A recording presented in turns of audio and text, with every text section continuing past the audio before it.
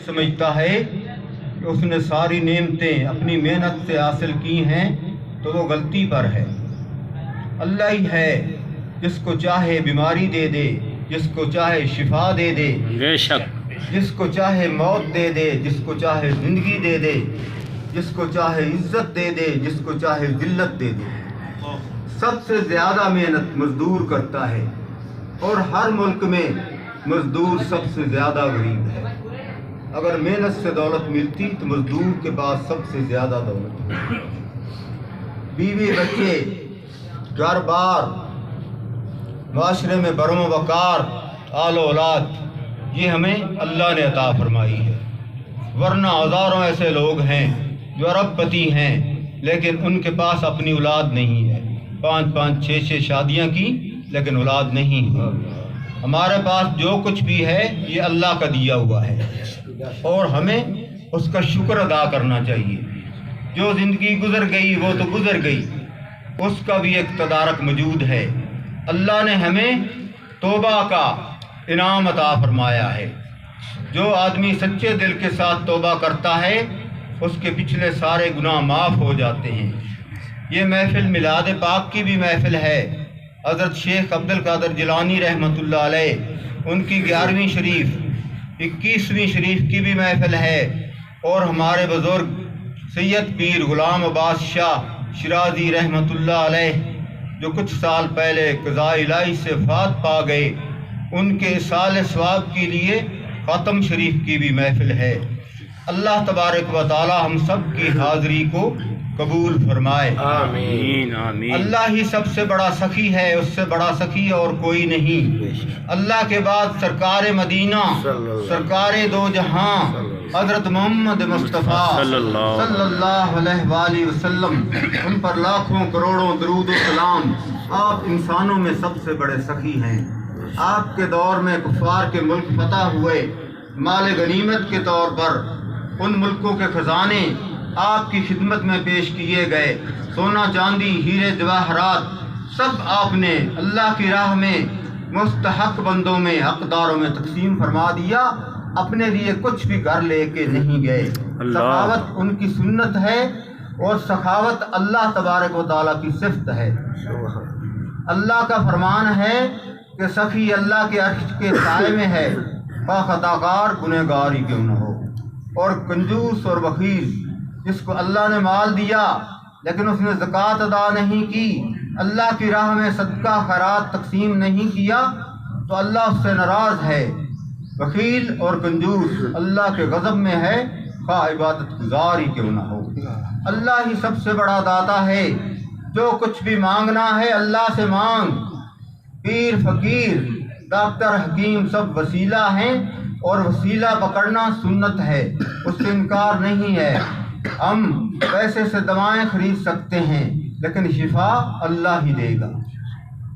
अल्लाह ही सबसे बड़ा शहंशाह है।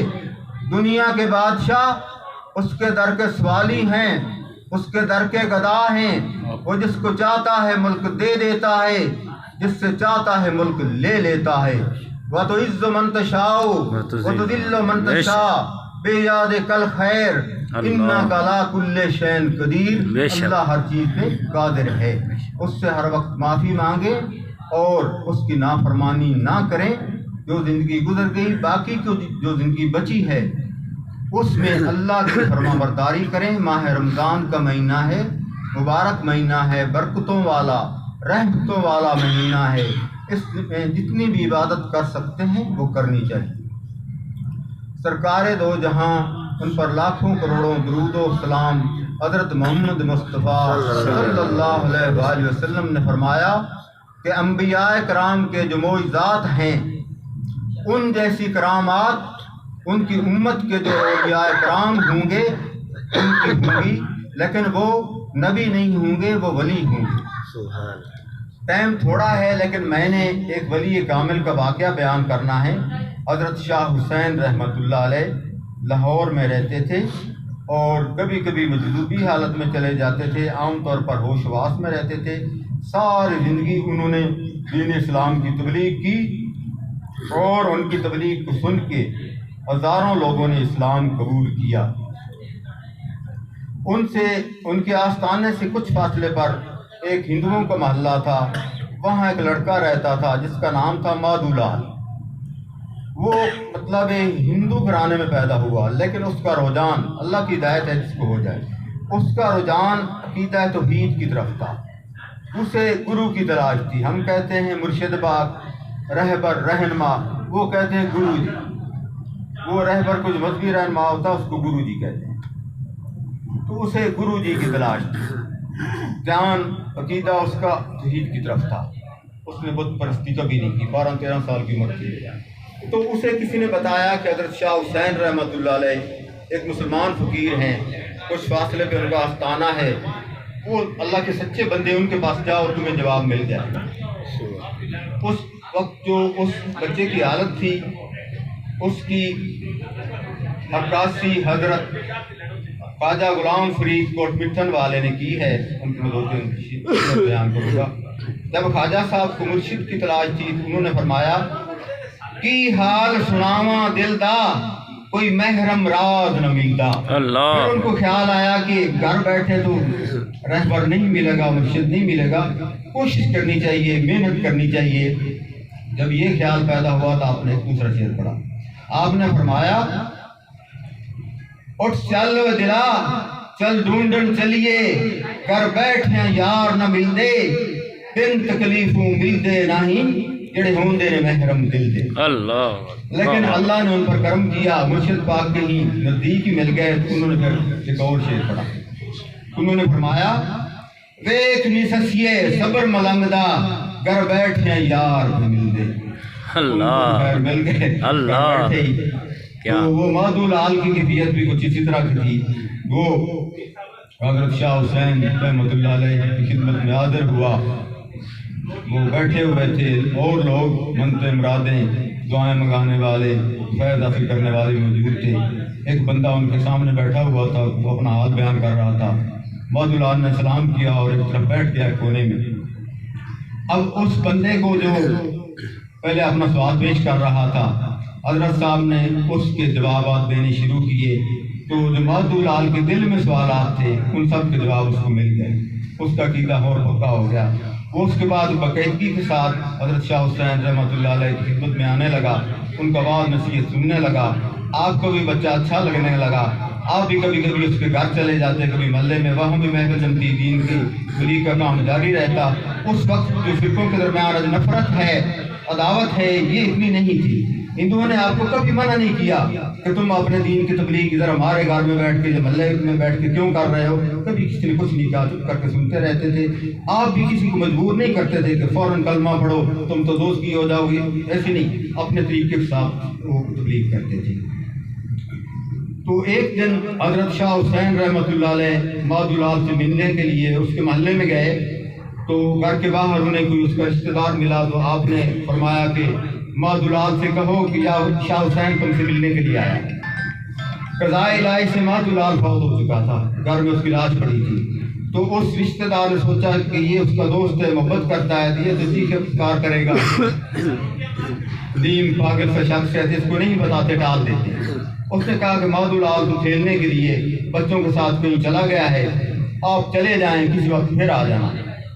آپ نے فرمایا کوئی بات نہیں، وہیں بیٹھ کے فرمایا میں یہ بیٹھ جاتا ہوں، بیٹھ کے انتظار کرتا ہوں۔ جب اس نے دیکھا کہ یہ جانے والا تو نہیں ہے، رشتہ دار، دوست یار، محلے دار تعزیت کے لیے آنے والے ہیں، اگر اس وقت سے اس کو پتہ چل گیا تو پھر شور مچائے گا، ابھی بتا دیتے ہیں، رو پیٹ کے چپ کر جائے گا۔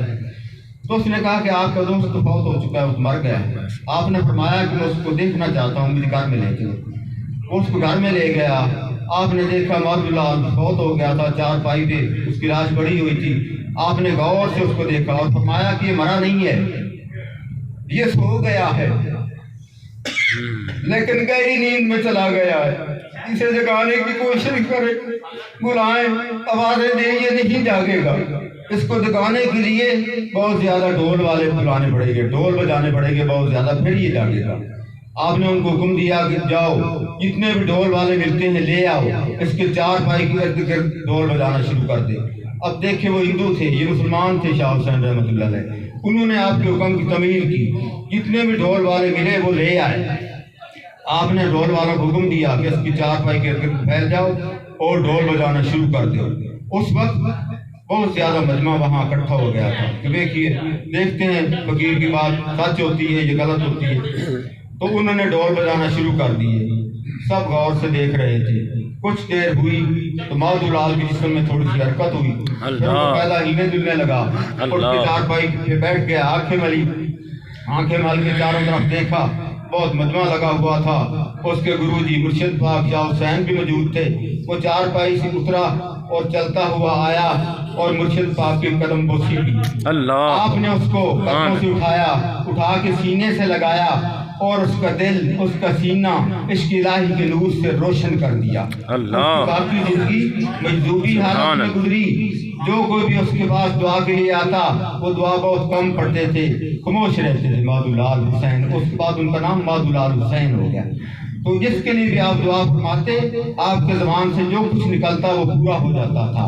نگاہ مرد مومن سے بدل جاتی ہیں تقدیریں، ہندوستان میں اسلام، اولیاء کرام کی تبلیغ، ان کے کردار اور ان کے اخلاق، ان کی کرامات کو دیکھ کے لوگوں نے اسلام قبول کیا۔